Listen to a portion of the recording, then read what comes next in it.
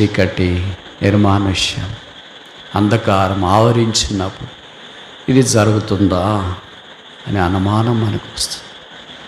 అప్పుడు మనం భవిష్యత్తు నమ్మలేమేమో. ఆయన సహాయానికి అవధులు పరిమితులు లేవు. అలా ప్రభువు బాగా ఎరిగినవాడు కనుక మన పరిస్థితి మునిగిపోతున్న మన దగ్గరికి వచ్చి సహాయం చేస్తాడు. నిత్యము మమ్మును విడనాడకము, ప్రభువా రైస్, మనం విడిచిపెట్టదు, మమ్మల్ని కాపాడు, భద్రపరచు. మాకు కలిగే బాధ, వేదన, ఇవన్నీ హింస కనుక బలహీన పడినప్పుడు, కురింగిపోయినప్పుడు, ఇబ్బంది పడినప్పుడు, డస్సిపోయినప్పుడు, యెహోవా నా బలమా, యథార్థమైనది నీ మార్గం. ఆయన మన విషయమై దినమెల్లా చేతులు చాపుచు. దేవుడైన యెహోవా సార్వభౌమ అధికారము చేత ఇచ్చు వచ్చినట్లుగా తన దయాపూర్వకమైన సంకల్పములను బట్టి మనుషుల మధ్యను, పరమందును తన అభీష్టము నెరవేర్చుట ఆయనకు సంతోషం. భూమి మీద మానవులు ఆయనను జ్ఞాపకం చేసుకొని ఆ ప్రభువును వారికి సహాయం కొరకై వేడుకొనుట కూడా వాక్యంలో మనం ఎరుగుదు. యెహోవా లెమ్ము, ఓ లార్డ్ అరైజ్. అంటే మౌనంగా ఉన్నాడని, విడిచిపెట్టాడని, దూరంగా ఉన్నాడని కాదు దీని అర్థము. వారి అంటే ప్రార్థన చేసి ఈ మాట పలికే వారిలో ఉన్న అక్రందన అలాగుంది, వారి అవసరత అలాగుంది, వారి యొక్క ఆత్మీయ ఆవేదన అలాగుంది. ఉన్న పరిస్థితులన్నింటిలో ప్రభు తప్ప ఇంకెవరు మాకు దారి చూపేవారు లేరని వారు గుర్తించి యెహోవా లెమ్ము, లెమ్ము, లెమ్ము. నాకు తెలిసి మాట కీర్తనల్లో కనీసం 10 సార్లు ఉంటుంది. ఒక 5 సందర్భాలు మాత్రము మనం చూడటానికి ప్రయత్నం చేస్తాం. ఎందుకు యెహోవాను లెమ్ము అనే భక్తులు శరణ చూస్తూ వచ్చినారు, కోరుకుంటూ వచ్చినారు. మొదటిది 3వ కీర్తన 7వ వచనం. 3వ కీర్తన 7వ వచనం. యెహోవా లెమ్ము, నా దేవా నన్ను రక్షింపు. కనుక మొదట యెహోవా లెమ్ము, నన్ను రక్షించు. ఈ కేక అర్థనాదం, అంగలార్పు రక్షణ కొరకు మనకు కనిపిస్తుంది. అంటే పాత నిబంధనలో మనం కొత్త నిబంధనలు అనుభవించే రక్షణ, పాప క్షమాపణ సందర్భం కాదు. కానీ దాదాపు అదే అర్థాన్ని మనకు స్ఫురింపజేస్తుంది. కనుక యెహోవా లెమ్ము, రక్షించు. మొదటిది ప్రభు మనల్ని రక్షించటానికి లేయాలని వాక్యం ద్వారా మనకు జ్ఞాపకం చేయబడుతుంది. రక్షణ యెహోవాది. అదే కీర్తనలో చెప్పబడింది, ద సాల్వేషన్ బిలాంగెత్ అన్టు ద లార్డ్. ఈ రక్షణ ఉచితం. ఆ రక్షణ అంతవరకు సహించిన వాడు రక్షింపబడును. వాక్యంలో మనం గమనిస్తున్నాం. కనుక ఇంకా ఎవరు యేసును అంగీకరించలేదో, పాపక్షమాపణ, మారు మనసు పొందలేదు, యేసును అంగీకరించాలని కోరుతూ ఉన్నా. యేసు పాపుల మిత్రుడు, పాపుల స్నేహితుడు, పాపుల రక్షకుడు. పాపుల కొరకు ప్రాణం పెట్టడానికి ఈ భూమి మీదకి అరుదించిన ప్రాణనాథుడు ఆ ప్రియ ప్రభు యొక్క శిలువ త్యాగము మానవ లోకానికి ఓ ఆధ్యాత్మిక కళ్యాణం,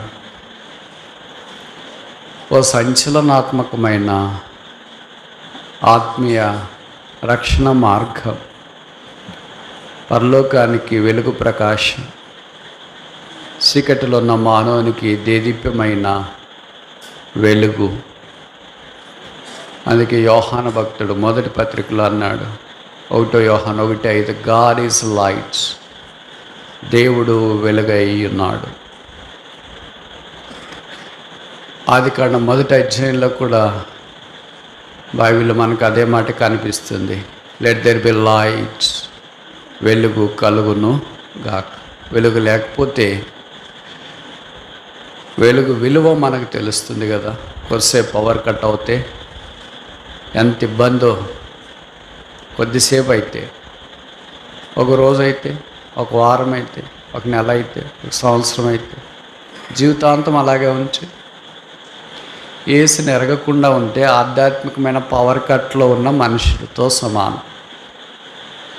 భౌతికంగా కరెంట్ లేకపోతే ఎంత బాధపడతారో, ఎంత ఇబ్బందో, యేసుప్రభు అనే వెలుగు లేకపోతే ఆధ్యాత్మికం కూడా అంతే.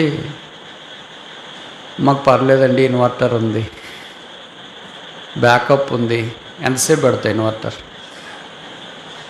రోజుల, గంటల, వారాల, సంవత్సరాల? అంటే నీ సొంత కార్యాలు అనే ఇన్వర్టర్లు, నీ సొంత ఆలోచనలు అనే బ్యాకప్లు, నీ సొంత పద్ధతులు, నీ సొంత నీతి క్రియలు, రక్షణ కొరకై నీవు స్వతహాగా ఏర్పాటు చేసుకున్న మార్గాలు, ఇవన్నీ తాత్కాలిక. అదేదో కొద్దిసేపు నీకు ఉన్నట్లుగా అనిపిస్తుంది, కానీ అది పవర్ సప్లై కాదు, అది బ్యాకప్. నీ ప్రాణం రక్షణ పొందటానికి అది ఒక ఏర్పాటు, వెసులుబాటు. అది తెలిసి కూడా ఇంకా నువ్వు రక్షణ పొందకుండా నిజమైన వెలుగు ఉండెను. There was a true light. యోహాను సువార్తలో చెప్పబడింది. ఆ వెలుగైన యేసుని ఇంకా అంగీకరించకుండా, ఇంకా పాపక్షమాపణ పొందకుండా ఉంటే ఎంతకాలం చీకట్లో ఉంటాం. అందుకే పేతురు అన్నాడు, ఆశ్చర్యకరమైన వెలుగులోనికి మనల్ని పిలిచిన వాని గుణాతిశయములను ప్రచురం చేయ నిమిత్తం రాజులైన యాజక సమూహముగా ఆయన మనల్ని చేసి, చీకట్లో అంధకారంలో ఏమి తోచక జీవిస్తున్న మానవ జాతిని ఆధ్యాత్మిక వలయంలోనికి యేసుక్రీస్తు ప్రభువారు తోడుకొని వచ్చినారు. ఇది శిలువ కార్యం, శిలువ త్యాగం, శిలువ శక్తి, శిలువ ప్రభావము, శిలువ ఆధ్యాత్మిక ఆశీర్వాదం. కనుక ఇంకా చీకటి అనే లోకంలో, బ్యాకప్ అనే క్రియల్లో, ఒకవేళ నువ్వు క్రైస్తవులైనా యేసుని అంగీకరించుకున్నావు అంటే అది బ్యాకప్ మాదిరే. నీకు విషయాలు, రక్షణ, పాపక్షమాపణ, బైబిల్, మారుమనసు అన్నీ తెలిసి రక్షణ పొందకపోయినా కూడా ఇంకా బ్యాకప్లో ఉంటావు. ఎంతసేపు ఉంటుంది బ్యాకప్? ల్యాప్టాప్ చూస్తుంటావు, సడన్గా పవర్ పోయింది, నీది ఫుల్ బ్యాటరీ ఫుల్ అని వచ్చింది అనుకో. మొబైల్ కూడా అంతే, బ్యాటరీ ఫుల్ అని వచ్చింది, ఎంతసేపు ఉంటుంది? నువ్వు వాడేదాన్ని బట్టి 1 గంట 2 గంటలో ఉంటుంది. ఏం అస్సలు వాడకుండా ఆఫ్ చేసి పెట్టావు అనుకో, ఒకరోజు ఉంటుంది. నెక్స్ట్ డే బ్యాటరీ లో, రెడ్ సిగ్నల్ పడుతుంది, తర్వాత దానంతట అది ఆగిపోద్ది. అలాగే మనిషి జీవితం తాత్కాలిక, తృణప్రాయం. యేసునందు విశ్వాసం ఉంచమని యేసు యొక్క సిలువను మీకు పరిచయం చేస్తున్నా. ఎంతకాలం మునికోలులకు ఎదురుదన్నుతారు, ఎంతకాలం యేసు నాకు అవసరం లేదని పరుగులు తీస్తారు. వీళ్ళు ఇలాగే చెప్తుంటారులని ఎంతకాలము దేవునికి దూరంగా ఉండటానికి ప్రయత్నం చేస్తారు. సమయం ఆసన్నమైంది, నేడే రక్షణ దినం. ప్రభువైన యేసునందు విశ్వాసం ఉంచుము, అప్పుడు నీవును నీ ఇంటి వారును రక్షణ పొందుదురు. చెప్పన సఖ్యమును మహిమాయుక్తమైన సంతోషం అనుభవిస్తారు. లోకంలో ఉన్నంతకాలం ప్రభు సహాయం చేస్తాడు. ఒకవేళ ప్రభు రాకడ ఆలస్యమై మనం ప్రభు దగ్గర ఉండటానికి వెళితే అది ధన్యకరమైన భాగ్యం. పరలోక రాజ్యంలో ఉంచాం. చీకటి లేని రాజ్యం, పాపం లేని రాజ్యం, బాధ, వేదన, రోగము లేని రాజ్యం, కన్నీరు లేని రాజ్యం, మానము లేని రాజ్యం, సూర్యుడు లేని రాజ్యం, సముద్రము లేని రాజ్యం, నిశ్చలమైన రాజ్యం, దైవరాజ్యం, శాశ్వత రాజ్యం, యేసు రాజ్యం. ప్రభువైన యేసునందు విశ్వాసం ఉంచుము, అప్పుడు నీవును నీ ఇంటి వారును రక్షణ పొందుదురు. యెహోవా లెమ్ము, రక్షించుట కొరకై లెమ్ము, ఏం చేయము.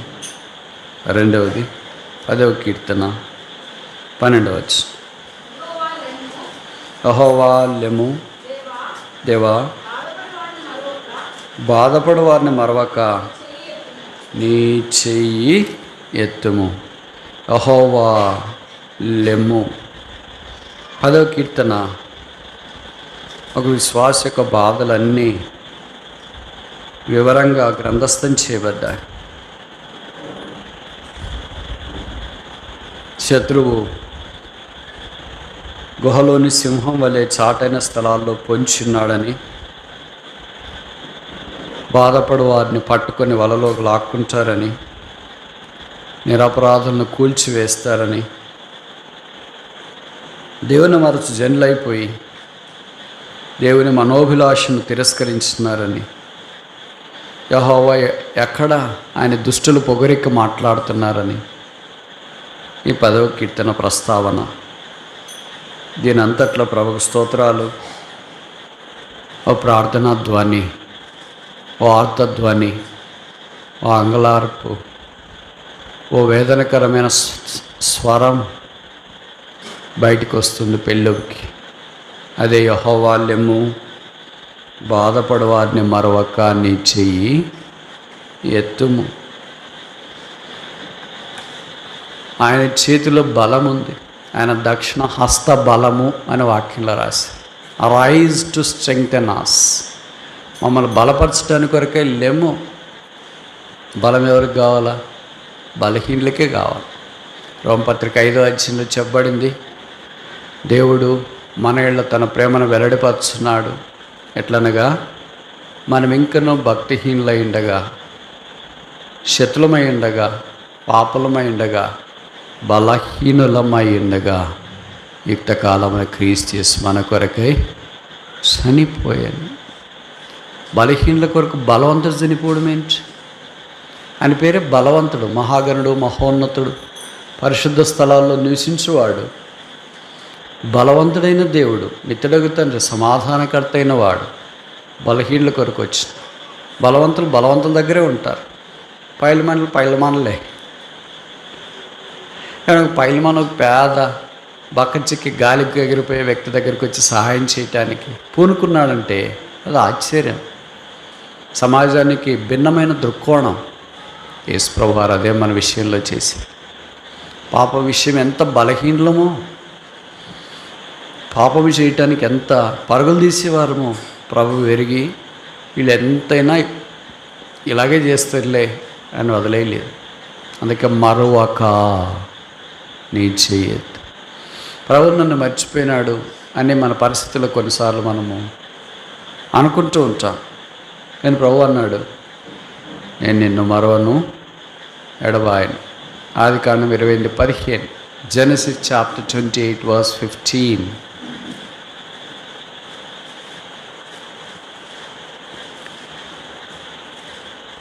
అది ఇదిగో నేను నీకు తోడయుండి, నీవు వెళ్ళు ప్రతి స్థలమందు నిన్ను కాపాడుచు, ఈ దేశంలోకి నిన్ను మరలా రప్పించుదును. నేను నీతో చెప్పినది నెరవేర్చే వరకు నిన్ను విడువని మరవని ప్రభు. ఈ మాట బైబిల్ 5 సార్లు రాశారు. పాత నిబంధనలో నాకు తెలిసి 4 సార్లు, కొత్త నిబంధనలో 1 సారి. మనుషుడు దేవునితో చెప్పిన మాట కాదు, నాకు తెలిసి మనుషుడు దేవుడితో ఈ మాటలు చెప్పినట్లు గుర్తులేదు. కానీ దేవుడు మనుషునితో ఈ మాటలు చెప్పి, మనం కొన్నిసార్లు అనుకుంటూ ఉంటాం మిమ్మల్ని ఎట్టు మర్చిపోతామండి అని. కానీ మర్చిపోయే అవకాశం ఉంది. కానీ ప్రభువు మనలాంటి పూర్ మెమరీ ఉన్నవాడు కాదు. ఆయన అధిక జ్ఞాన సంపన్నుడు, ఆయన జ్ఞానము శోధింపశక్యం. జ్ఞానం ఉంది కనుక మర్చిపోకుండా ఉన్నాడని కాదు దాని అర్థం. ఆయన స్వభావం అది, ప్రేమించే స్వభావం, మరవకుండే స్వభావం. యాకోబు లాంటి మోసగాన్ని ఎవరైనా గుర్తుపెట్టుకుంటారా? కానీ ప్రభు అన్నాడు, నేను నిన్ను మరలా ఇక్కడికి తీసుకొని వస్తాను కనుక నేను మరవను, విడవను.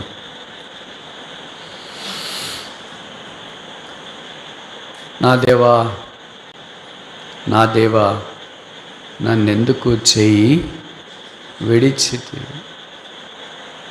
శిలువలో చేయి విడుచుట ద్వారా ఇక్కడ ఏం చేయబడింది? నీ చెయ్యి ఎత్తుము. ఆయన చేతిలో బలం ఉంది. ఆయన చెయ్యి సముద్రంలో మునిగిపోతున్న వాళ్ళని పట్టుకోగలదు. ఆయన చెయ్యి మరణించిన తర్వాత పాడె మీద సమాధికి తీసుకొని వస్తున్న ఆ పాడెని కూడా తాకగలదు. ఆయన చెయ్యి చిన్నపిల్లలు ఆయన దగ్గరికి వచ్చినా ఎత్తుకొని బాగు చేయగలదు. ఆయన చెయ్యి రొట్టెలు చేపలు తీసుకొని వచ్చి ఇస్తే వాటిని విరిచి విస్తారంగా వడ్డించగలదు. ఆయన చెయ్యి చేయలేని సాహస కార్యము ఏమీ లేదు. ఆయన చేతికి అంత శక్తి ఉంది. అలాంటి చేతులు కలిగిన వాడు బైబిల్లో రాయబడింది, చూడుము నా అరచేతుల మీదనే నేను నిన్ను చెక్కి ఉన్నాను. కనుక ప్రభు శిలువలో మన కొరకే మరణించ మునుపు ఆయన చేతులు చాపి మేకులు దిగగొట్టబడి ఉన్నప్పుడు బైబిల్లో రాయింది, ఆయన చేతులు చాపి పిలుస్తున్నాడు. చేతులు చాపి పిలుస్తున్నారంటే ఎవరిని పిలుస్తారు? దారముడు పోయే వాళ్ళందరినీ చేతులు చాపి పిలుస్తామా? ఎవరిని పిలుస్తాం? మన ఇంట్లో చిన్న పిల్లలు ఉంటారనుకో, వాడు అటు ఇటు తిరుగుతూ ఉంటే మనం ఏం చేస్తాము? చేతులు చాపి పిలుస్తుంటాం. పరిగెత్తుకొని మన దగ్గరికి వస్తే మనకు కలిగే అనుభూతి చెప్పనంత, చెప్పలేనంత. అలాగే పరలోకపు తండ్రి అయిన దేవుడు మనల్ని కూడా ఎలాగ పిలుస్తున్నాడు? చేయి చాపి. పిల్లలు పెద్ద హాల్లో తిరుగుతుంటారు అనుకో, మనం ఈ వైపు చేయి చాపితే వాళ్ళు ఆ వైపు చేయి చాపితే ఈ వైపు పెడతారు. కానీ మనం చేయి చాపుతూనే ఉంటాయి. ఇప్పుడు ప్రభు కూడా మన విషయం అదే, చేయి చాపుతూనే ఉన్నాడు. మనం తప్పించుకొని తిరుగుతాం బురదమట్ట మాదిరి. దొరికినట్లే ఉంటుంది, వచ్చినట్లే ఉంటుంది, పాదరసం తిరిగినట్లు తిరుగుతుంటాం. మీలో కొంతమంది సైన్స్ చదివిన వాళ్ళు ఉంటారు కదా, ఇంటర్మీడియట్లో ఇట్లాంటి ఎక్స్పెరిమెంట్లు చేస్తుంటాం. వాళ్ళకి నువ్వు సార్ ఎక్కడో ఉంటాడు, అటెండర్ ఎక్కడో ఉంటాడు, టెక్నీషియన్ ఎక్కడో ఉంటాడు. సార్ చెప్పిన ఎక్స్పెరిమెంట్ ఎవడో ఒకటి ఇద్దరు చేస్తుంటారు. అమ్మాయిలు ఉంటారు కదా, ఇట్లా వాళ్ళ పని అదే. మిగతా అబ్బాయిల పని వాళ్ళు సొంత ఎక్స్పెరిమెంట్లు చేసుకుంటుంటారు. కనుక వాళ్ళు నిలబడి ఒకళ్ళు బున్సెన్ బర్నర్ అంటించేది, ఒక లైట్లు అంటించేది, ఒకళ్ళు పాస్పరస్ వేసేది.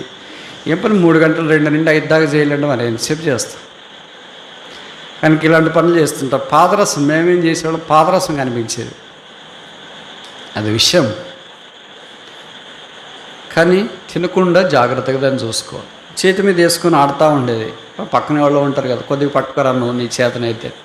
ఎంత ప్రయత్నం చేసినా 2 నుండి 5 దాకా మనం చేతులు ఇలాగ వేసుకుని తిరిగినా దొరికినట్లే ఉంటుంది. కానీ ఎప్పుడు పక్కనోడు పట్టుకోలేడు. ఎప్పుడు సార్ వస్తున్నాడని తెలిసిన వెంటనే మళ్ళీ అంతా సెటెడ్ అయిపోతుంది. అలాగే పాదరసం మాదిరి మనం జారిపోతూ ఉంటాం. ప్రభు మనల్ని ఎప్పుడు పట్టుకోవాలని ప్రయత్నం చేసిన, అలాగని ఆయన పట్టుకోలేడని కాదు, మనకు స్వేచ్ఛ ఇచ్చి మనం ఆయన చేతుల్లో కొదిగిపోవాలని, ఆయన హస్తాలు ఇమిడిపోవాలని, ఆయన దగ్గరికి మనమే వచ్చి ఆశ్రయం శరణజొచ్చాలని ఆయన మన విషయమై దినమెల్లా చేతులు చాపుచు. కనుక యెహోవాలేమో నీ చెయ్యి ఎత్తి మరొకిండం. It speaks of his strength. ఆయన బలము చేతిలో ఉంది. కనుక దేవుని ప్రజలమైన మనము ఆయన బలము కొరకై ఆశ్రయించవలసిన వారమైన. కనుక బలహీన పడినప్పుడు, కురింగిపోయినప్పుడు, ఇబ్బంది పడినప్పుడు, డస్సిపోయినప్పుడు యెహోవా నా బలమా యథార్థమైనది నీ మార్గం. ఆయన బలశౌర్యములు గల యెహోవా. అందుకే తిమోతికి రాస్తూ పౌలు అన్నాడు, నా కుమారుడా క్రీస్తు యేసునందున్న కృపచేత బలవంతుడవు. తర్వాత 3వ చూస్తామా, కీర్తనలు 44:23 చదవండి.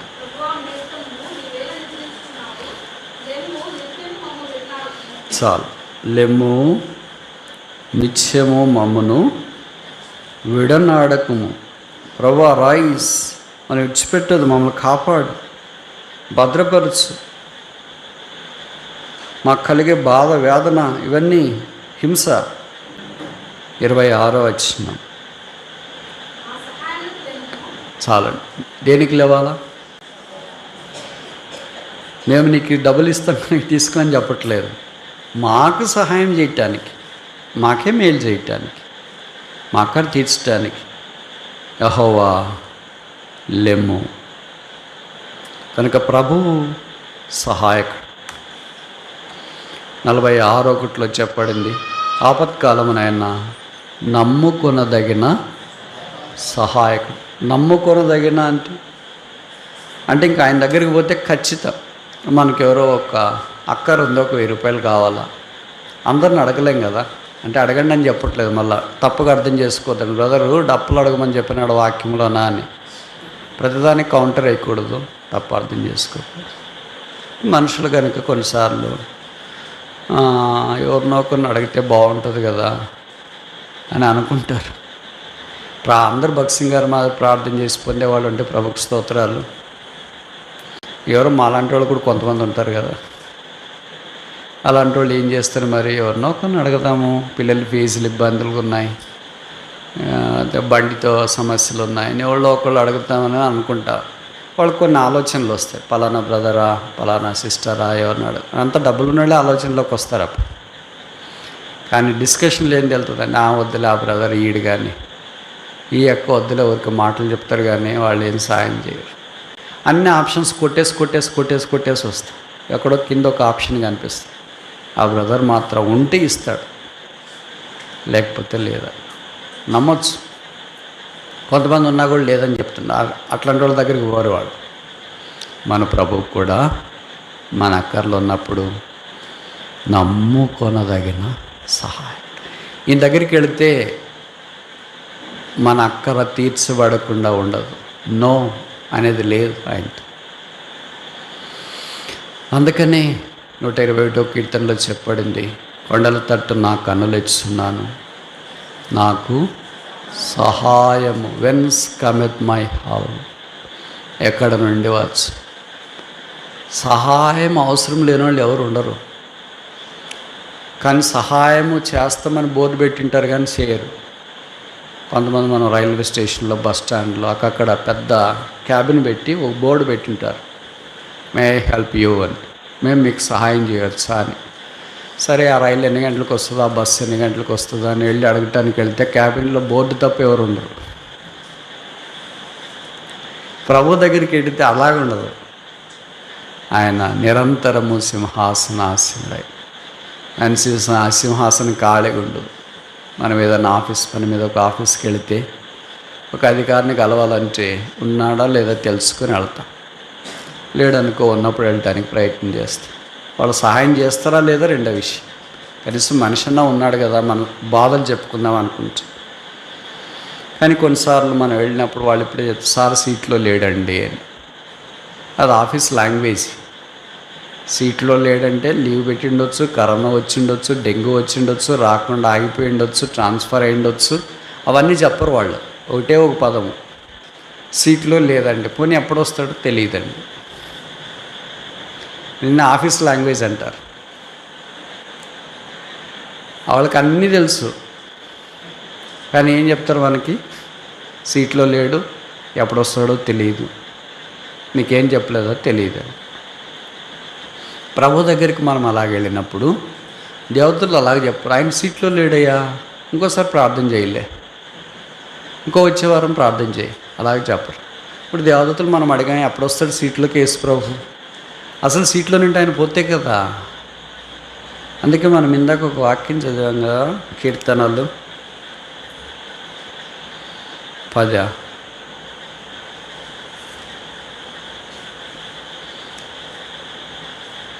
16 Psalm 10:16 యెహోవా చాలు. ఎప్పుడు? 4 ఏళ్ళ 5 ఏళ్ళ? అమెరికాలో అయితే 4 ఏళ్ళు, 2 టర్మ్స్. 8 ఏళ్ళు అయిపోతే నువ్వు ఉంటానన్నా కూడా బయటికి పంపించేస్తావు. మన భారతదేశంలో అయితే సత్యదాకా ఉండొచ్చు గెలిస్తే. ఈ నిరంతరము అంతము లేకుండా ఆయన రాజు. ఆయన మనుషుల ద్వారా ఎన్నుకోబడినవాడు కాదు.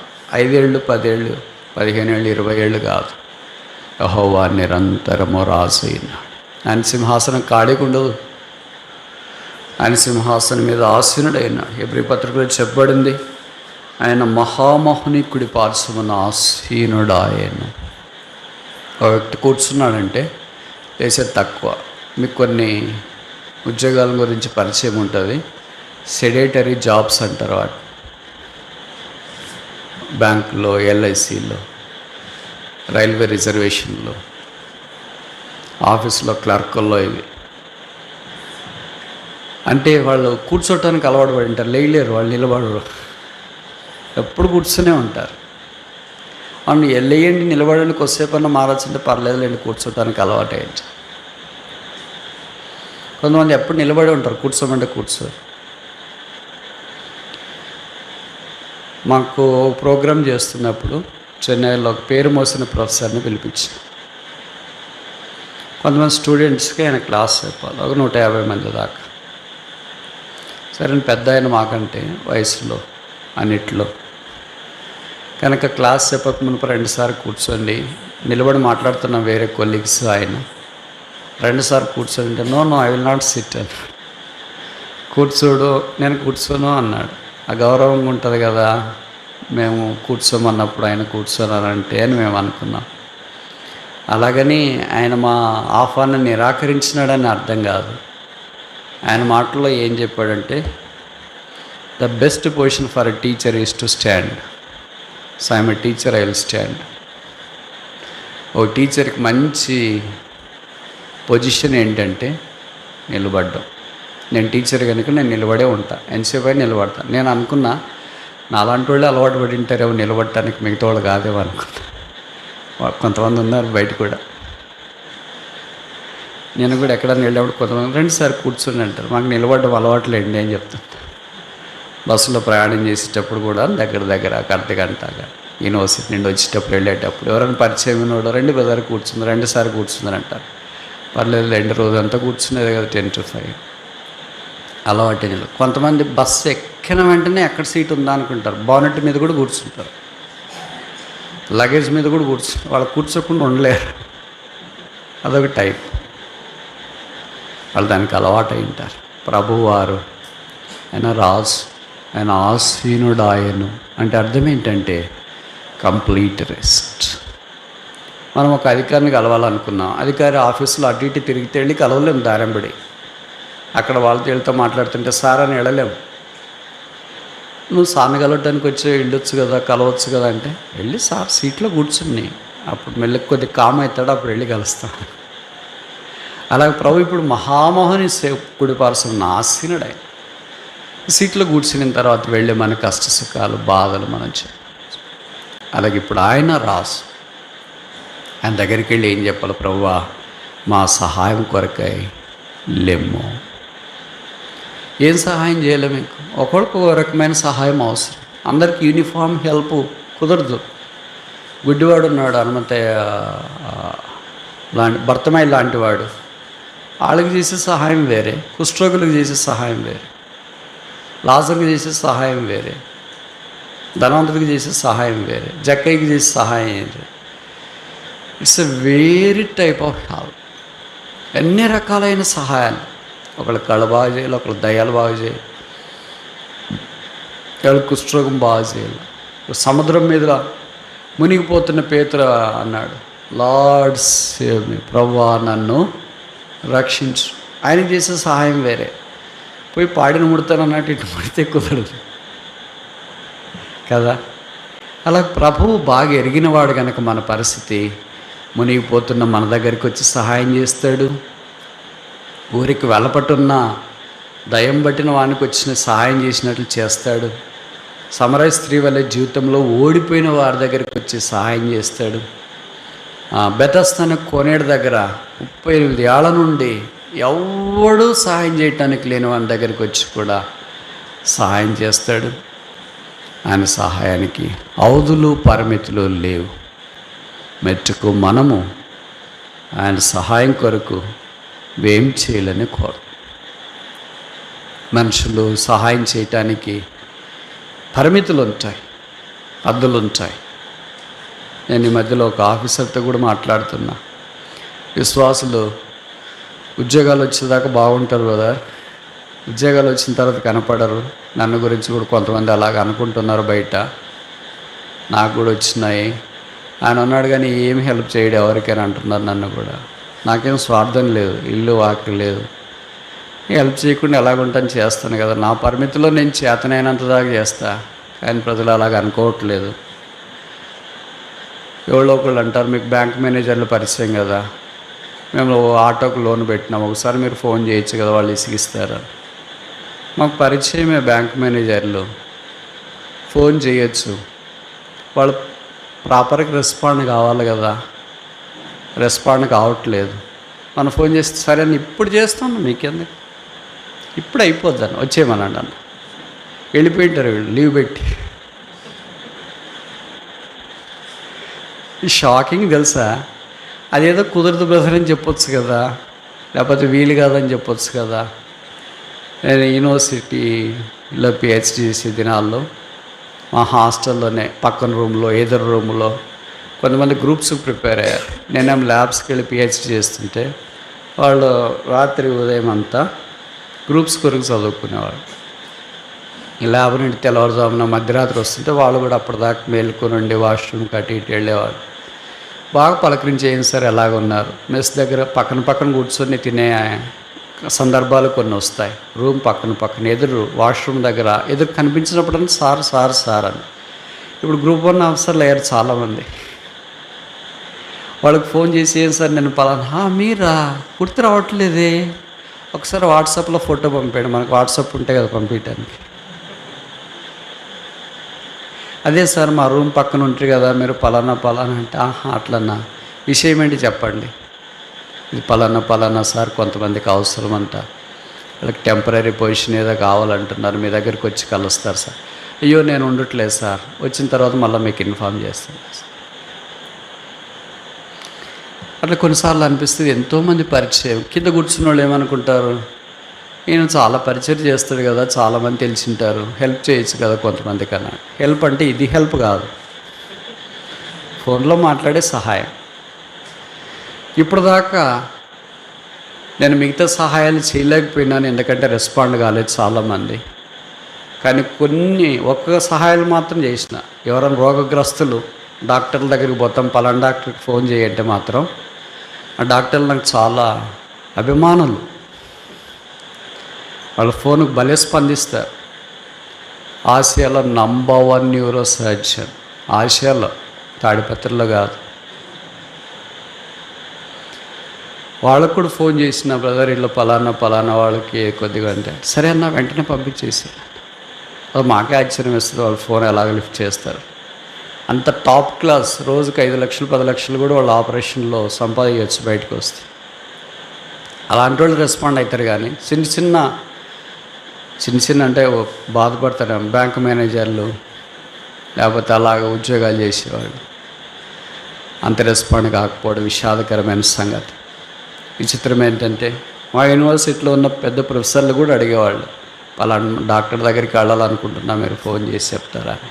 సరే ఫోన్ చేసి వాళ్ళు రెస్పాండ్ అయ్యారు. వచ్చిన తర్వాత వాళ్ళు చెప్పారు, బాగా రెస్పాండ్ అయ్యారు సార్, బాగా చూశారు సార్. మా ప్రొఫెసర్ ఒక డాక్టర్ దగ్గరికి వెళ్ళాడంట. మీరు ఏం చేస్తుంటారంటే ఆయన చెప్పాడు పలానా. ఆ డాక్టర్ అడిగాడండి, మీకు పలానా ఆయన తెలుసా అంటే నేను తెలుసా అని. మా స్టూడెంటే పిల్లోడు అని. నీకేట తెలుసు సార్ అంటే, నాకు తెలుసులేదు సార్ ఆయన. అప్పుడు ఆయన భయపడిపోయి, అబ్బో ఈ డాక్టర్కి ఆయన తెలుసు, ఏమని చేస్తాడేమో నన్ను అని మళ్ళీ నాకు ఫోన్ చేశాడు. చేయరా, పలానా డాక్టర్ నీకు బాగా తెలుసు అంటే కదా, ఒకసారి ఫోన్ చేసి చెప్పు, నేను ఆయన దగ్గరికి వచ్చినాను అని.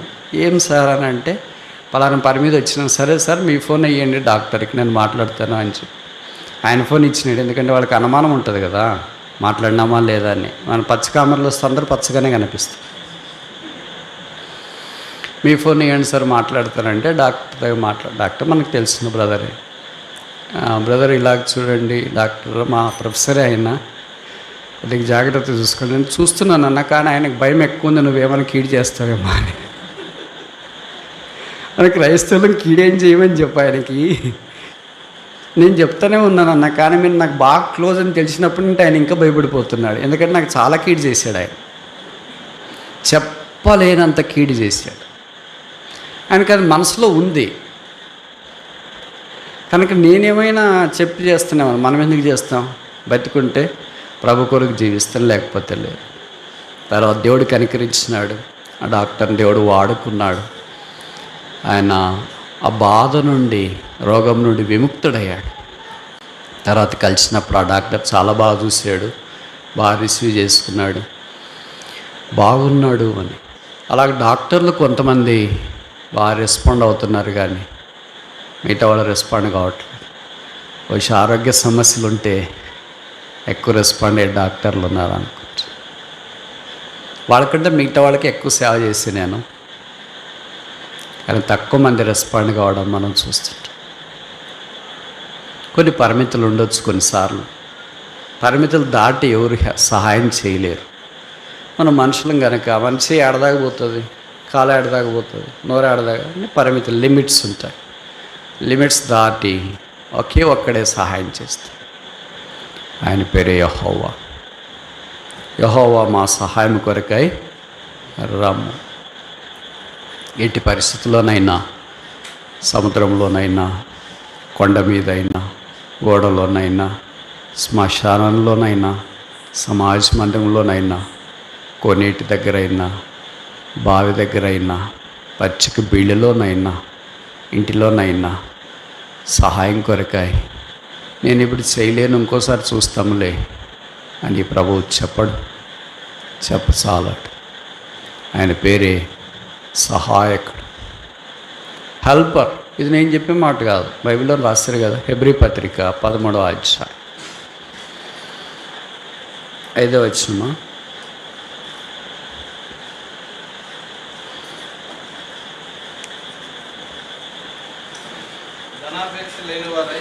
ధనాపేక్ష లేని వారై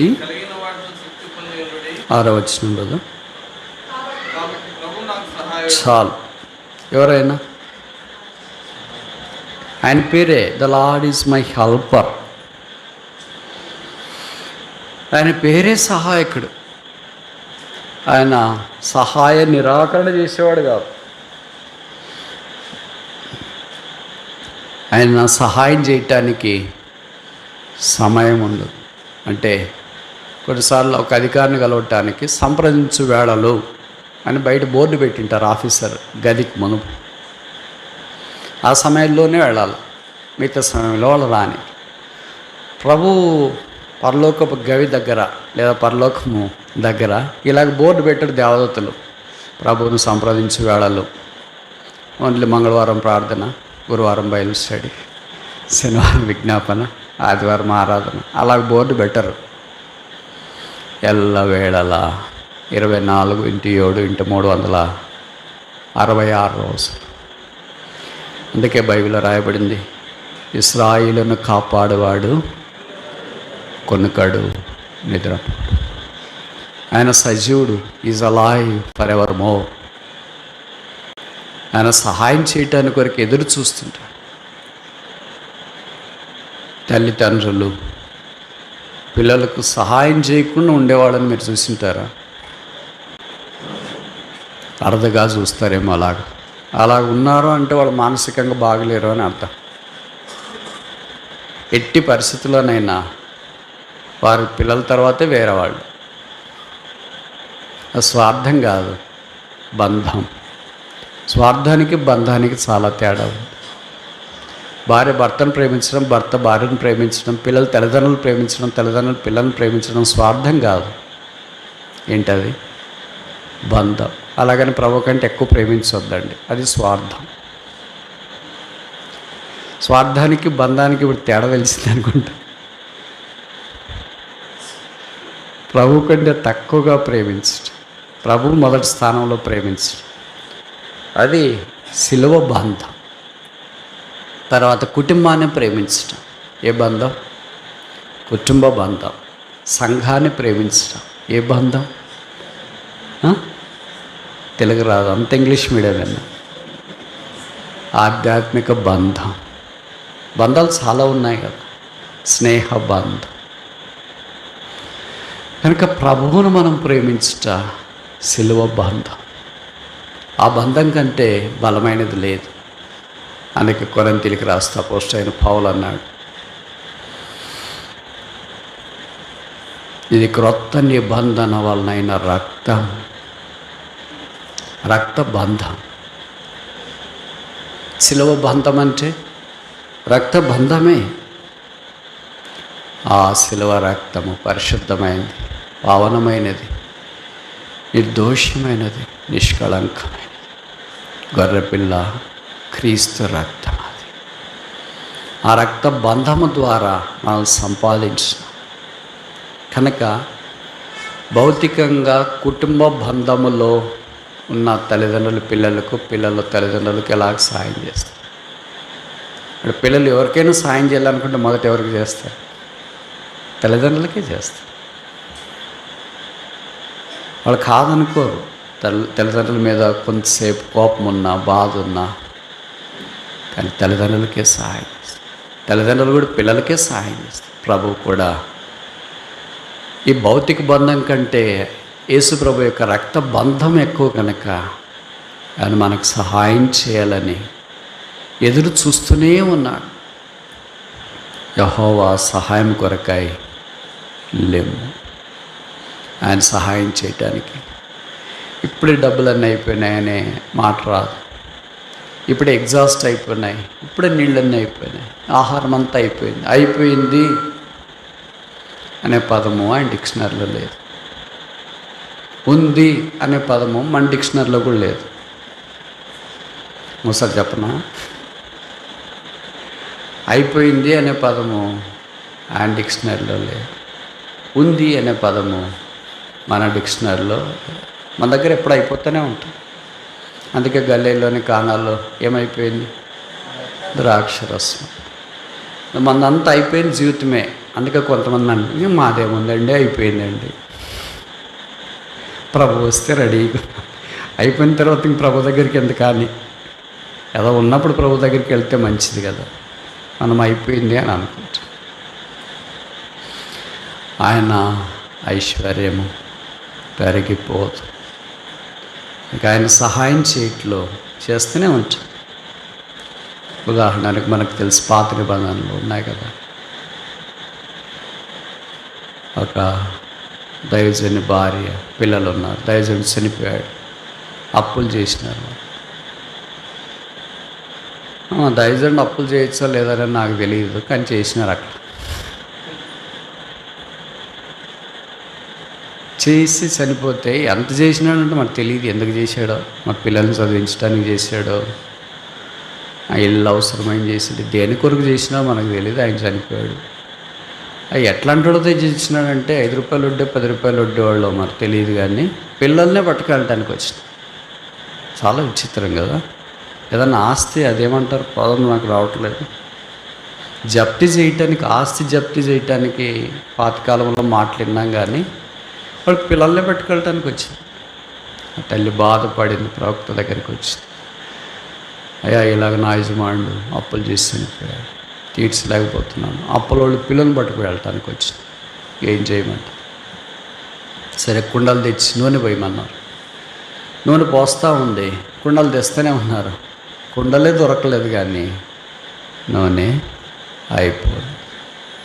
ఆయన దగ్గర అలాగ అయిపోని ఇది ఉంది. అలాగే కొత్త నిబంధనలో మనకు చాలా సూచక్రియలు పరిచయం కదా. 5 రొట్టెలు 2 చేపలు 5,000 మందికి కూర్చోబెట్టి పంచుతున్నారు. రొట్టెలు వేస్తున్న మా వల్ల అంటే కొంతమంది అవిశ్వాసం చెప్పింటారు, ఎన్ని రొట్టెలు ఇచ్చినారా ప్రభు? 5 రొట్టెలు 2 చేపలు. ఈ జాగ్రత్త, మన రోజులు ఉన్నారు ఆ లైన్లో, మొదట అక్కడికే పో. ఇంకేం చెప్పింటా, ఇక్కడ కొంతమంది ఎల్డర్స్ సేవకులు కూర్చున్నారు, అక్కడికి వెళ్ళి అక్కడ కూర్చున్నారు, అక్కడ దాకా మిగిలితే మిగతా లైన్లు, లేకపోతే ప్రార్థన చేసుకుని లేచిపోమని చెప్పినాడు. ప్రభు చెప్పినాడు, 12 మంది శిష్యులు ఉంటే 12 వరుసల్లో వెళ్ళండి. ఈయన 12 వరుసలు వెళ్ళమంటాడు. ఇచ్చింది 5 రొట్టెలు వేసేసి ఇచ్చినాడు. చేపలు 2 ఉన్నాయి. 12 వరుసలకి ఎలాగ వెళ్ళాలి? విశ్వాసంతో చెప్పినంత మాత్రం చేసేవాళ్ళకి విశ్వాసం లేకపోతే కుదరదు. చెప్పేవాళ్ళు చెప్తూ ఉంటారు, చేసేవాళ్ళు లేకపోతే ఎలాగా? ప్రభు చెప్పాడు అనుకో, నువ్వు వెళ్ళు, అక్కడ నేను నీకు సహాయం చేస్తానని. వెళ్ళి ధైర్యం ఉండాలి కదా. అబ్రహాం వలే నువ్వు వెళ్ళి నేను నిన్ను ఆశీర్వదిస్తానంటే అందరి చేత కాదు వెళ్ళడము. అమ్మాయి నువ్వు కుండలు తెచ్చుకో, నూనె పోసుకుంటే నూనె ఆగిపోదంటే అందరి చేత కాదు కుండలు తెచ్చుకో. ఉన్న కుండలే ఖాళీగా ఉన్నాయి, మళ్ళీ కొత్తవి తెచ్చుకోవాలంట. ఉండేది నిండిన తర్వాత చూస్తాంలే అని అనుకుంటా. అలాగ ధైర్యంతో ఎవరైతే, దాన్ని ఏమంటారంటే మొండి విశ్వాసం, రా ఫెయిత్ అంటారు. మనంతా పాలిష్డ్ ఫెయిత్. చూసి కనపడ ఆహా ఆహా ఓహో ఓహో. ఎలాంటి లైట్లు రాత్రి మెరుస్తుంటాయి, అల్ట్రాటెక్ లైట్లు. అలాగ పాలిష్గా కనిపించినప్పుడు మనకేమనిపిస్తుంది? ఇది జరగవచ్చు. చీకటి, నిర్మానుష్యం, అంధకారం ఆవరించినప్పుడు ఇది జరుగుతుందా అనే అనుమానం మనకు వస్తుంది. అప్పుడు మనం భవిష్యత్తు నమ్మలేమేమో. కానీ శిష్యులు వడ్డించినారు. బైబిల్ బ్రదర్ తక్కువ వచ్చింది రొట్టెలు ఇక్కడ రాలేదు అని ఎవరైనా చెప్పినారా? బ్రదర్ తక్కువ వచ్చిన చేపలు ఇక్కడ రాలేదు. మామూలుగా మనం వడ్డించేటప్పుడు ఏం చెప్తుంటారు, ఇక్కడ ఇంకా రసం రాలేదు తీసుకురండి, ఇక్కడ ఇంకా అది రాలేదు తీసుకురండి అని. ఇక్కడే ఒక ఆయన ప్రార్థన చేయడానికి రెడీగా ఉంటాడు. ఆగ బ్రదర్, ఇంకా ఇక్కడికి రాలేదు. కానీ బైబిల్లో రాయబడింది మిగిలేను. ఈ మాట ఎప్పుడు మీరు గుర్తుపెట్టుకో. మిగిలుట, ప్రభు ఏం చేసినా మిగులు, అది ప్రభు హస్తం. మిగిలినవి 12 గంపలకి ఎత్తారు. 12 ఎందుకు? 13 ఎందుకు ఎత్తలే? 11 ఎందుకు ఎత్తలే? నేను అనుకుంటా ప్రభువుకు శిష్యుల సైకాలజీ కూడా తెలుసు కనుక 6 గంపలు అయితే పోట్లాడతారేమో. నాకు తెలుసు ప్రభుకు స్వార్థం ఉంది. పేతురు, యాకోబు, యోహానులకు వీళ్ళకి ఇచ్చేస్తారా, మనకెక్కడ ఇస్తాడని నతానేలు వీళ్ళంతా అనుకుంటారేమో అని. కరెక్ట్ 12 గంపలు. మరి ఎలాగ తెచ్చారు? గంపలు ఎక్కడైనా వచ్చాయి? ఆ పిల్లోడు తెచ్చింది రొట్టెలు చేపలేగా. కరెక్ట్ 12 గంపలు ఎత్తి 12 మందిని పిలిచి, బ్రదర్ మీరు తీసుకొని వెళ్ళండి అని ఒకళ్ళొకళ్ళు ముఖాలు చూసుకున్నారేమో. అంత కరెక్ట్గా ఎలాగెత్తిచ్చారా? ఒకటి ఎక్కువ వచ్చినా సమస్య వచ్చింటుంది, తక్కువ వచ్చినా సమస్య వచ్చింటుంది.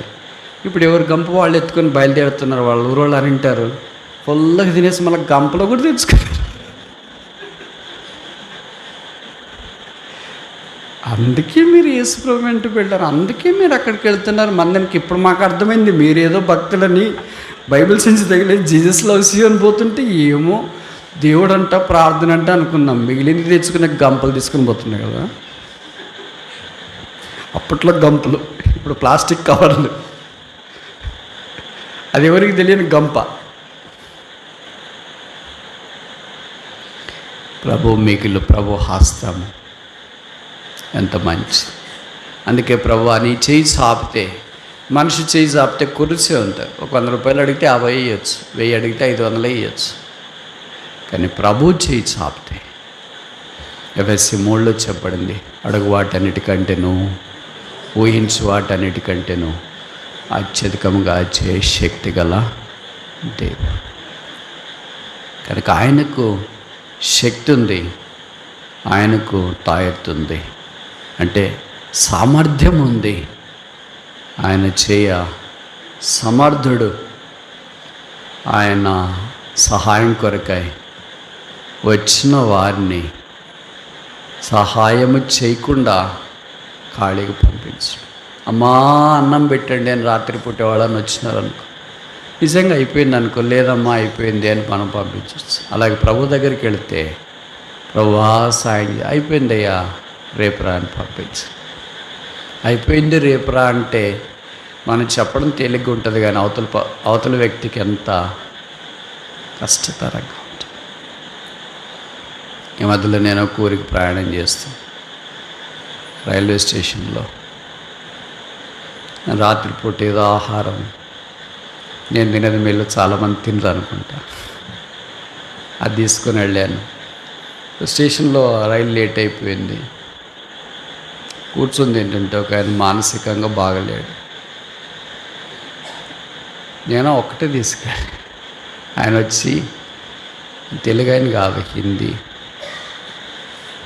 ఏమంటారు రొట్టెను, రోటీ దేవు అన్నాడు. అప్పటికి నేను సగం పైన తినేసి, ఏం చేయాలి మరి, నా దగ్గర రొట్టె లేదు అని నేను డబ్బులు ఇచ్చిన. ఇప్పుడు ఆయనకి కావాల్సింది తినటానికి కావాలి, ఇంక వేరే ఐటెం ఉంది. సరే అది తీసుకెళ్ళన్నా, తీసుకెళ్ళాడు, డబ్బులు కూడా తీసుకెళ్ళాడు. ఇంక నేను తినేది మానేసి ఆయన ఏం చేస్తాడో చూసి, మానసికంగా బాగలేడు కూడా కొద్దిగా, ఆయన దూరం వెళ్ళి అది తినేది కాదు నేను ఇచ్చినది, తాగేది పప్పు రసం, రెండు ఒకే ప్లాస్టిక్ కవర్లో కలుపుకొని తాగుతున్నాడు. కళ్ళు చెమ్మగిల్లాయి. మనం ఏదో కొనుక్కుంటాడేమో అని డబ్బులు ఇచ్చినాము, ఆ బహుశా ఆయనకి కొనుక్కోవాలనే ఆలోచన కూడా లేదనుకుంటా. ఇది వస్తుంది డబ్బులకి అనేది కూడా గ్రహింపు లేదనుకుంటా. ఇది కాగితం అనుకున్నాడు, మరి ఏమో మనకు తెలియదు. నాకు అదే విషయం తెలిసిన నేనన్నా కొనిచ్చింటాను అని అనిపించిన తర్వాత, మనుషుల యొక్క దీనస్థితి కొన్నిసార్లు మనం చలింప చేస్తుంది. ఒక అన్యాయస్తుడైన మనుషుడే, ఒక దుష్టుడైన మనుషుడు, ఒక పాపైన మనుషుడు, ఇంకొక పాపి కష్టాలు పడుతుంటే మనసు చలించిపోతుంటే, పరిశుద్ధుడైన దేవుడు, పాపం లేని దేవుడు, మనలాంటి వాళ్ళము పాపులము దుష్టులం కష్టాలు పడుతుంటే చలించకుండా ఉంటాడా? మనసు కల చెందకుండా ఉంటుందా? అలాగే గట్టిగా కఠినంగా ఉంటాడా? మనం ఉన్నట్లు చూసి చూడనట్లు ఉంటాడా?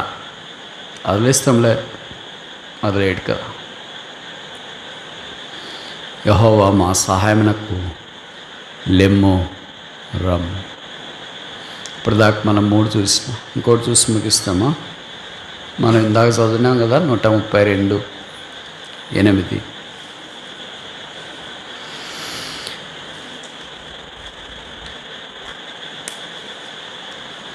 132:8.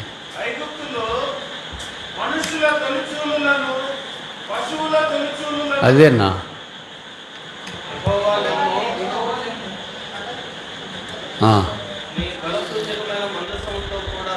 చాలు. యెహోవా లెమ్ము, నీ బలసూచకమైన మందసంతో కూడా రమ్ము. ఇప్పుడు దాకా మనం 4 యెహోవా లెమ్ము అనే ప్రార్థనలు లేదా మనవులు చూసిన. మొదటిది యెహోవా లెమ్ము రక్షించు, సాల్వేషన్, రక్షణ. రెండవది యెహోవా లెమ్ము, నీ చెయ్యి చాపి విడవక ఉండము, స్ట్రెంగ్త్, బలం. మూడవది యెహోవా మా సహాయమున కొరకై రమ్ము, సప్లై, ఆయన సహాయం. నాలుగవది యెహోవా నీ బలసూచకమైన మందసంతో కూడా రమ్ము, శాంక్చురీ, దైవ సాన్నిధ్యం. పాత నిబంధనల మందసం అతి పరిశుద్ధం. టచ్ చేస్తే అయిపోయా, తాకితే అయిపోయా, ఇంక వేరే మార్గమే లేదనేటట్లుగా దేవుడు లేవీలకు మాత్రమే ఆ భాగ్యం ఇచ్చిన. మోసే మిగతా వాళ్ళు ఎవరు తాకినా దైవ సాన్నిధ్యం అంత ప్రభావితంగా ఉండే. కీర్తనలు అన్నిటిలో మందసం అనే మాట ఇది ఒక్కసారి రాసి, ఆ ఒక్కసారి కూడా సియోను దేవుని వాస్తలం, పరిశుద్ధం, సంఘం అనే దానికి పోల్చు. కనుక దేవుడు తన సమాజంలో ఉన్నాడు, తన సంఘములో ఉన్నాడు. యెహోవా లెమ్ము, నీ సన్నిధి మా మధ్యలోనికి తీసుకురా.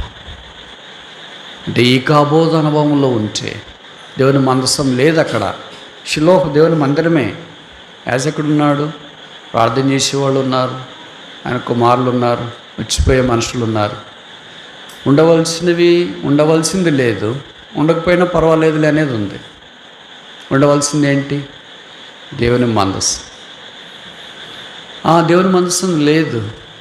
వాళ్ళు ఫిలిష్తీయుల మీద యుద్ధం జరుగుతుంటే మన వాళ్ళకి కొద్దిగా ఆలోచన వచ్చింది, భలే ఆలోచనలు వస్తాయి వాళ్ళకి. అందుకని వాళ్ళు ఏమనుకున్నారంటే మందసం తీసుకుపోతే విజయం వస్తుంది కానీ తీసుకెళ్ళారు. విజయం రాకపోగా వారు బంధించబడ్డారు. They wanted the help of God but not the holiness of God. దేవుని సహాయం కంటే దేవుని పరిశుద్ధత వారు ఇష్టపడలేదు. మందసం పట్టబడింది. ఈ కాబోదు ప్రభావం ఇశ్రాయేలీలో నుండి పడింది. ఇప్పుడు దేవుని మందిరం అక్కడే ఉంది. షిలోహ్ అలాగే ఉండిపోయింది. అక్కడ ఇంకా మిగతా వాళ్ళు వచ్చిపోయేవాళ్ళు ఉన్నారు, బలిపీఠాలు అన్నీ ఉన్నాయి. లేనిదేంటి? దైవ సాన్నిధ్యం, దేవుని మహిమ, దేవుని ప్రభావం. ఇది మన వ్యక్తిగత కుటుంబ సంఘ జీవితాల్లో కూడా అన్నీ ఉన్నాయి. బైబిల్, పాటల పుస్తకం, వాక్యము, యూట్యూబ్, లైవ్ ప్రోగ్రామ్, మనుషులు వచ్చేవాళ్ళు పోయేవాళ్ళు. ఇదంతా దేవుని మహిమకు సాటి కాదు. ఇది అవసరమే, కానీ మనసం లేకపోతే ఎంత షిలోహ్ అయినా అది ఈకాబోదు. మందసం ఉంటే ఎలాంటి ఈకాబోదైనా అది షిలోహ్. అందుకే కీర్తనకాడు అన్నాడు, యెహోవా లెమ్మో, నీ బలసూచకమైన మందసంతో కూడా రా. మా యాత్రల్లో, మా జీవితాల్లో, మిగతా దినాల్లో నీ మహిమ మాకు కావాలి, నీ ప్రభావం మాకు కావాలి. నువ్వే లేచిరావు. మేము దాన్ని తెచ్చుకోలేము. మేము ఎంతసేపు ఉన్నా మహిమ లేకుండా చేయమంటే చేయటానికి రెడీగా ఉంటాం, కానీ మహిమ నువ్వు మాత్రమే తీసుకురా. అందుకే 1 కొరింథీ 10:31 అనుకుంటా రాయబడింది కదా, మీరు ఏం చేసినా, భోజనం చేసినా, పానం చేసినా సమస్తము దేవుని మహిమ కొరకు కనుక మనం మిగతా దినాల్లో మనం ప్రార్థన చేసిన, ఆరాధన చేసిన, పరిచర్య చేసిన, దైవ సాన్నిధ్యాన్ని మనం ప్రకటించిన, ఏం చేసినా దేవుని మహిమ కొరకే అనేది మొదట మన ప్రాధాన్యతంగా ఉండాలి. అప్పుడు ప్రభు మనతో పూడవాడు. మనసం దైవ సాన్నిధ్యం ఏ జ్ఞాపం చేస్తుంది? ఇశ్రాయేలీయుల యొక్క నడిపింపు. వారు యోర్దాను దాకా మేఘస్తంభం ద్వారా నడిపించబడ్డారు. యోర్దాను దాటిన తర్వాత వారు మందసము ద్వారా నడిపించబడాలని దేవుడు కోరాడు. కనుక ప్రభువే ఆ మందసం, యేసుక్రీస్తే ఆ మందసం. ఆయన మనల్ని ఇప్పుడు పరిశుద్ధాత్మ దేవుని ద్వారా నడిపిస్తారు. ఎందరైతే దేవుని ఆత్మ ద్వారా నడిపించబడతారో వారందరూ దేవుని కుమారులు. రోమా 8:14 చెప్పాడు. కనుక తిరిగి మన ప్రభు దగ్గరికి వస్తా. యెహోవా లెమ్ము, రక్షించు. యెహోవా లెమ్ము, బలపరచు. యెహోవా లెమ్ము, సహాయం చేయి. యెహోవా లెమ్ము, నీ మందసంతో కూడా రమ్ము. ప్రభు కొత్త నిబంధన మందసమైన దైవ సాన్నిధ్యం మన జీవితాలను ఆవరింపచేసి దేవుని ప్రభావం మనలో ప్రజలు చూచి దేవుని కొరకు ఆకర్షించబడినట్లు ప్రభు మనం సిద్ధం చేయను గాక.